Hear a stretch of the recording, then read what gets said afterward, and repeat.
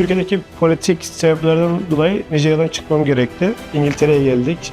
Nijerya'ya 2014 yılında gittim öğretmen olarak. American Express'te yazılımcı olarak çalışmaya başladım. Bize 1 saat mesafeden yemek getiriyordu. Ahmet Kaya dinleyemezsin dedi. Dedik o terörist. Dedik ya sen o çocuğa yardım etmedi, o çocuk ölecek dedi. 24 saat ayrı kaldım. Kopmanın eşiğindeydim. Bizi neyin beklediğini bilmiyorduk. Herkese merhaba. Bugün tutunanlarda 4 yıl önce Güney Londra'ya giren Erdal Dinçer Bey ile beraberiz. Kendisi bir bankada çalışıyor. Erdal Bey merhaba. Merhaba. Banka demişken yani reklam da olacak biraz ama hangi banka? American Express yazılımcı olarak çalışıyorum. Nasıl bir çocukluğunuz oldu? Nasıl bir ailede doğdunuz? Erdal Dinçer kimdir? Ben Ankara doğumluyum. 3 kardeşim var, ortancayım. Bir kız kardeşim, bir de abim var. Babam kamyon şoförü. Genelde babam evde olmazdı, annem olurdu evde. Babam böyle haftada bir gelir, giderdi yani. Annem ev hanımı ama ben çocukken ara sıra böyle tarlaya çalışmaya giderdi. Biraz haylaz bir çocuktum. Çok güzel bir çocukluğum vardı benim. Çok fazla arkadaşım vardı. Sürekli oynardım arkadaşlarımla. Hatta akşamları okul kıyafetlerimle yatardım. Sabah erkenden kalkıp okula gidip arkadaşlarımla tekrardan oynamak için. Güvenli bir ortam vardı. O kadar insanlar birbirini tanıyordu ki okulun ilk günü hatırlıyorum tek başıma gitmiştim abimle beraber. Bu benim hayatımda büyük bir etkisi oldu. Çünkü o kaynaşmanın sayesinde halen yani görüyorum insanlarla iletişimde çok sıkıntı çekmiyorum. Yoksul bir mahalle olduğu için çok böyle okumak gibi bir düşüncemiz yoktu açıkçası. Lise bitiren yoktu. Sonrasında biz o mahalleden taşındık. Babamın hep bir şeyi vardı. Bizi okutmak istiyordu. Taşınınca benim ortamım tamamen değişti. Arkadaşlarım değişti. Bir öğretmenim sayesinde bana şey demişti. Sen matematik kursuna gel demişti. O beni ücretsiz olarak okul sonrası matematik kursuna kaydetmişti. Seviye belirleme sınavları olurdu milli eğitimin o zamanlar. Hiç katılmazdım. Katılmaya başladım yani onunla beraber.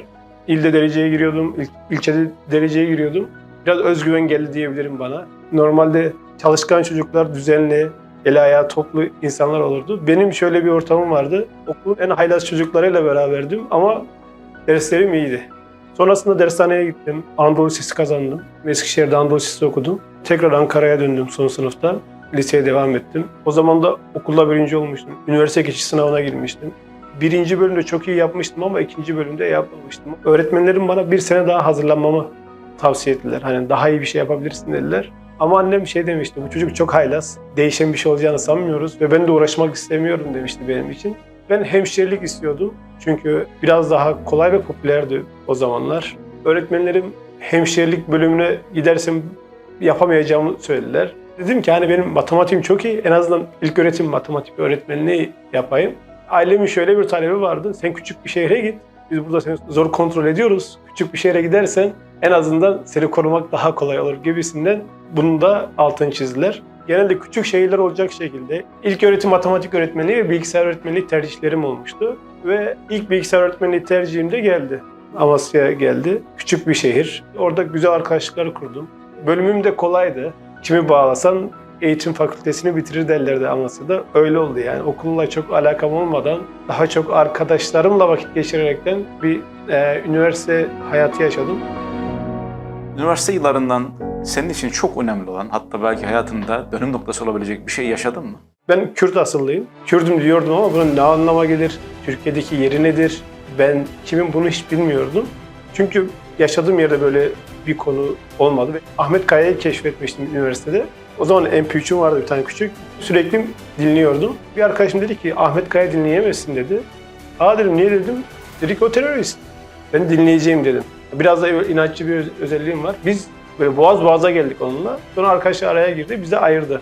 Ben o zaman mesela ülkücülüğü öğrendim. Ülkücülüğün ne olduğunu öğrendim. O arkadaşım ülkücüymüş. Üniversitede ülkücülerin olduğunu öğrendim mesela. Ben çok saf olduğumu da fark ettim o zaman. Etrafımdaki tüm arkadaşlarım benim ülkücü. Sonradan fark ettim mesela. Onların politik görüşleri olduğunu bilmiyordum benim olmadığı için. Hep böyle yani insan olarak yaklaşıyordum. Türkiye'de Kürt-Türk ayrımının olduğunu, Kürtlüğün ne olduğunu öğrenmeye başladım. Üniversitede bu farkındalık oluştu bende ve bu konularda biraz daha kendimi bilinçlendirmeye başladım. Bu benim için hayatımda dönüm noktası oldu. Çünkü artık biraz daha kendimi bilinçli bir insan olarak yetiştirmeye çalıştım diyebilirim yani. Etrafıma daha iyi bakmaya başladım açıkçası. Biraz daha bu konulara merak ettim. İnsanların sıkıntılarıyla zaman geçirmeye başladım. Onlara yardımcı olabileceğim bir konu var mı? Ben ne düşünüyorum? Tarzı düşünmeye başladım o günden sonra yani. Biraz daha ilgilendim. Üniversitede şöyle bir anım var. Yazın ben Amasya'da kalmak yerine memlekete gitmiştim. Sonrasında Eylül ayında döndüğümde kalacağım eviyle ilgili telefonlarla birkaç kişiye ulaşmaya çalıştım. Ulaşamadım kimseye. O zaman dedim ki yeni bir eve gideyim kendi arkadaşlarımla. Aslında hiç istemememe rağmen kimse benim telefonumu açmıyor. Kendimi mecbur hissettim dedim. Ha tamam artık özel bir eve çıkayım dedim yani. 3 arkadaş kendimiz karar aldık. Bir ev tutacağız ve hemen okula yakın bir yerde yaşayacağız. Bir gün sonra hemen ev bulduk. Biz eve çıktık arkadaşlarla. O günün akşamında telefon geldi. Ben açmadım. Çünkü eve çıktık arkadaşlarıma ayıp olur dedim yani. Sonra babam beni aradı. Dedi ki seni arıyorlarmış dedi. Telefonları açmıyormuşsun dedi. Beni tekrar aradılar. Dediler ki eşyalarını topla seni almaya geliyoruz. Hemen eşyalarımı topladım. O gün akşam hemen önceki yıllarda kaldığım arkadaşlarımın yanına gittim. O evde yaşamaya devam ettim.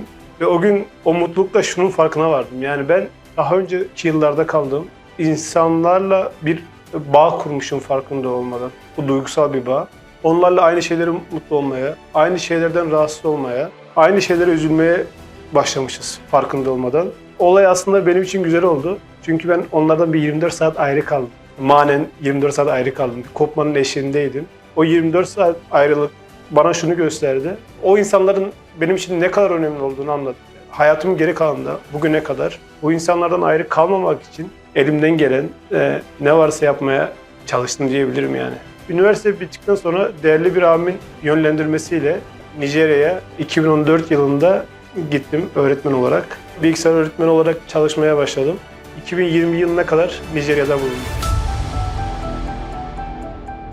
O zaman ilk göç olarak Nijerya'ya gittiniz. Evet. O zaman Nijerya günlerinizi bir dinleyelim sizden. Biz okuldan yemekler alırdık mesela. Özellikle Ramazan aylarında yardımlar gelirdi. Onunla köylere giderdik. Belgesellerde gördüğüm Afrika'yı orada görürdüm mesela. Elektrik yoktu, su yoktu. Giderdik böyle insanlar sıraya geçerlerdi. Biz o insanlara yemek dağıtırdık. O beni mesela çok etkilemişti. Ramazan 30 günü biz bunu yapıyorduk mesela ve insanlar bizi çok seviyorlardı. Bizden önceki yıllarda bir iç karışıklık çıkmış. İnsanlar bizim okulu korumuşlar. Yağmaya izin vermemişler demişlerdi. Bir gün bir öğrencimiz sakatlandı. Öğrenciyi hastaneye götüreceğiz. Orada bir üniversite hastanesi, Nijerya'da üniversite hastanesi. Ben hiç bulunmamışım ve acile gittik. Acil bölümüne girince ben böyle bir şoklandım. Yanımızda oturan insanın böyle ameliyat ediyorlardı. Böyle yerde kanlar falan vardı. Böyle korktum yani. Böyle adam böyle kalkıp oturuyor falan böyle. Yanımızda çocuklar vardı. Tamamen yanmışlar böyle. Hani filmlerde olur ya savaş sahneleri, insanlar can çekişir. Cebimde biraz para vardı. Dedim ki hani birine yardım edeyim. Gittim hemşireye dedim ki ya ben şu çocuğa yardım etmek istiyorum. Çocuk da böyle tamamen yanmış ve annesi ağzından su damlatıyor. Dedi ki ya sen o çocuğa yardım etmeydi, o çocuk ölecek dedi. Sen dedi şu çocuğa yardım et dedi. Babası gitti telefonunu satmaya. Bu çocuk yani bir iki sene daha yaşar dedi. Tamam dedim ona yardım edelim dedim. O mesela benim hep aklıma gelir. En büyük şükür sebeplerinden biri de bu olaydır yani benim için Nijerya'da. Nijeryalılarla aramda bir duygusal bir bağ oluştu. Mesela ben bayramlarda sürekli giderdim evlerine, ziyaret ederdim. Böyle karşılıklı bir duygusal bir bağ oluşmuş aramızda. Hatta bu bağ devam ediyor. Mesela ben İngiltere'deyim şu an ama halen öğrencilerim İngiltere'ye geldiklerinde havaalanından karşılamaya gitmiştim. Onu üniversiteye götürmüştüm. Aileleriyle hala görüşürüm mesela. Şu an 4 yıl oldu İngiltere'ye geldi. Ben halen Nijerya'yı özlüyorum. Halen öğrencilerimi özlüyorum yani. Peki o güzel Nijerya'dan, sevdiğiniz o insanlardan ayırıp sizi buraya getiren şey ne oldu? Çocuğumuz doğacaktı ve Türkiye'deki politik problemlerden dolayı Türk elçiliği bize Nijerya'da pasaport vermiyordu ve Arjantin'de doğumdan dolayı pasaport verdiği için biz oraya gitmeye karar verdik. 2019'da kızımız için Arjantin'e gitmiştik. Kızımız doğduktan sonra biz pasaportlarımızı aldık ve Nijerya'ya geri döndük. Orada çalışmaya devam ettim. Ama ikinci çocuğumuz doğduğunda bu imkanımız olmadığı için mecburen İngiltere'ye göç etmek zorunda kaldık. Arjantin'de 4 ay kalmıştık. Orada bir kızımız oldu. Şu an Arjantin vatandaşı. 5 yaşına geldi. O da şu an burada okula başladı. Şu an burada eğitim görüyor. Kendisi Türk Arjantin vatandaşı ve İngiliz kültürüyle yetişiyor. Geldiniz, bir iltica süreci olduğunu. O süreci nasıl atlattınız? Biz gelince bizi bir otele yerleştirdiler Londra merkezde. Eşimin doğumuna 4 hafta vardı o zaman. Pandemiden dolayı eve geçemeyeceğimizi söylediler resmi makamlar. birçok yardım kuruluşuna mail attım. Durumumuzu anlatan. Bu yardım kuruluşlarından birçoğu geri döndü ve bunlardan bir tanesi bize avukat ayarladı. Yasal olarak sürecimizi takip etmek için eve geçiş sürecini. Bir diğeri de bizim durumumuzu yereldeki annelere bildirdi. Bu anneler kendi aralarında organize oldular, mahalledeki anneler. Ve bizimle irtibata geçtiler. Oradaki İngiliz arkadaşlar sağ olsunlar otel sürecinde, hamilelik sürecinde beni hiç yalnız bırakmadılar. Çocuklarımıza kıyafet, oyuncaklar, yeni doğan için bebek arabası. Her şeyi getirmeye başladılar yani çocuk için gerekli olan. O anneler bizim markete ihtiyacımızdan yeme ihtiyacımıza kadar her ihtiyacımızı karşıladılar. Hatta bu anneler kendi aralarında organize olmuşlar. 2 ay boyunca bizim için yemek pişirdiler. Bir tane kadın vardı mesela, bize 1 saat mesafeden yemek getiriyordu. İnsanlar mesela, bakın böyle bir yemek yapacağız, sizin için uygun mu, sever misiniz diye. Bize bazen sorarlardı böyle hani, biz sizin yemeklerinizi bilmiyoruz, bize gift card yollarlardı ve biz o gift cardlarla istediğimiz yemeği alırdık. Marketler için yine voucher yollarlardı. Bu marketten istediğiniz alışveriş yapabilirsiniz, bizim aklımıza gelmeyen ihtiyaçlarınız olabilir tarzında. Bu anneler sırasıyla yine gelip bizi otelde ziyaret ettiler. Çocuklarımızı gördüler, çocuklarımıza hediye getirdiler. Bizim çocuklarımızla akran çocukları varsa onları bir araya getirip oynamalarını sağladılar. Çocuklarımızın sosyalleşmesi için pandemi sürecinde. Bu annelerle kişisel bağlarımız da oluşmaya başladı zamanla. Hala görüşüyorum bu arada o annelerle. Ben onlara söylüyordum aslında, bizim çok ihtiyacımız yok diye. Yok, onlar diyordu ki çalışmıyorsun, her türlü kabul etmek zorundasın tarzı. Bize böyle bir de baskı yapıyorlardı. Hani bizim Türklerde vardır ya, illa da yiyeceksin tarzı. Onlar da o bize yapıyorlardı.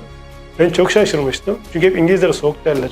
Bu süreçte o İngiliz arkadaşların bizi yalnız bırakmaması yani benim adıma yani moral olarak çok iyi olmuştu. İnsanların çok kibar olması ve dinimize de saygı göstermesi beni çok mutlu ediyor. Başörtüm konusunda hiçbir sıkıntı çekmemem beni çok mutlu ediyor. Kendi ülkemde yaşadığım şeyleri burada yaşamamak ve insanları yadırgamadan ve dışlamadan beni dinlemesi ve beni benimsemesi beni çok mutlu ediyor. Sonrasında avukatımızın yardımıyla biz doğumdan 2 hafta sonra eve geçtik ve yerleşik hayata başladık İngiltere'de. İş bulma sürecinizi de biraz dinleyebilir miyiz? O tutunma sürecinizi. Bilgisayar öğretmeni olduğum için yazılım alanında başarılı olabileceğimi düşündüm. Ve hemen bir yazılım kursuna kaydoldum. Kursu aldıktan sonra hızlı bir şekilde de Galler'de bir şirketten teklif aldım. Bunu ailelerle paylaştım. Onlar da bana beklememi ve kendilerinin de bir araştırma yapacağını söylediler ve bana şu anda çalıştığım şirkete başvurmamı tavsiye ettiler. Referans oldular benim için. Şu an halihazırda olduğum şirkette iş başvurusunda bulundum. Ve burada American Express'te yazılımcı olarak çalışmaya başladım. Şu an 10 kişilik bir takımın teknik lideriyim. Farklı ülkelerde insanlarla beraber çalışıyoruz. Bu kadar kısa bir sürede yani bir bankada 10 kişilik bir takımın timi olacak kadar hızlı ilerlemenizde hangi vasfınız ön plana çıktı yani? Neden böyle oldu? Sanırım bunun sebebi benim çalıştığım insanların benim hakkımda verdikleri pozitif geri dönüşler. O pozitif geri dönüşler ne? Bizim sektörde sürekli öğrenmeniz gerekiyor. Eleştiriye maruz kalıyorsunuz yaptığınız işten dolayı ve sizin burada gösterdiğiniz reaksiyon çok önemli. Ben de bu geri dönüşlerin hepsine bir öğrenme fırsatı olarak yaklaştım ve hep dürüst oldum insanlara karşı. Çoğu zaman da söylüyorlar, bu pozitif bir etki yaratır takımda benim şahsım adına. Hayatınızda şu ana kadar 2 önemli göç gerçekleştirdiniz. Bu göçlerin de içinde olduğu hayat size ne öğretti? Bu göçler bana bir yere sıkı sıkıya bağlanmamam gerektiğini öğretti. Bir de sürekli yeni şeylere açık olmam gerektiğini öğretti diyebilirim. Asla dememeye çalışıyorum hayatımda artık. Bu göçlerin bize öğrettiği şey bence hayatın geçici olduğunu. Her an her yerde olabiliriz ama her an gittiğimiz yerde de bizim arkadaşlarımızın bu güzelliklerin devam ettiğini gördüm. Bu hayat bana bunu öğretti. Geldiğim İngiltere'de de evlatlarımla ve eşimle birlikte tekrar burada o güzelliklerin içinde bulunduğum için tekrar Rabbime şükrettim. Türkiye'ye dönmeyi ister misiniz? Yani ailem var orada. Onları görmek isterim ama Türkiye'yle sadece tatile giderim. Evet, tatile giderim. Onun ötesi yok diyorsun yani. Ötesi yok benim için şu an. Türkiye'yi tabii ki özlüyorum. Her dakika özlüyorum. Hatta evlatlarım bana her seferinde sorduğunda neden Türkiye'ye biz gitmedik, hiç gitmedik diye sorduklarında daha çok özlüyorum. Anlatamamak, onlara açıklayamamak ayrı bir hasret veriyor bana.